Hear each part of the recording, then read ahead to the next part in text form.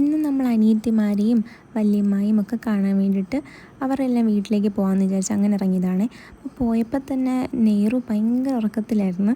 ഞാൻ പെട്ടെന്ന് എൻ്റെ സൗണ്ട് കേട്ടപ്പോൾ തന്നെ പെട്ടെന്ന് അവൾ എണീറ്റ് കഴിഞ്ഞപ്പോൾ ഞാൻ ഈ ക്രയോൺ സെറ്റ് കൊടുത്തു. ക്രയോൺ സെറ്റ് കൊടുത്ത സമയത്ത് ആൾ ആദ്യം ഉറക്കത്തിൻ്റെ ആ ഒരു മൂഡിലായതുകൊണ്ട് പെട്ടെന്ന് വന്നില്ല. പിന്നെ കുറേ കഴിഞ്ഞപ്പം പിന്നെ നമ്മുടെ അടുത്ത് കാര്യമൊക്കെ പറഞ്ഞിരുന്നു. പിന്നെ അവിടെ നിന്ന് ഇറങ്ങിയിട്ട് പിന്നെ നമ്മൾ ഐഫുവിൻ്റെ അഹിയുടെ അടുത്താണ് പോയത്.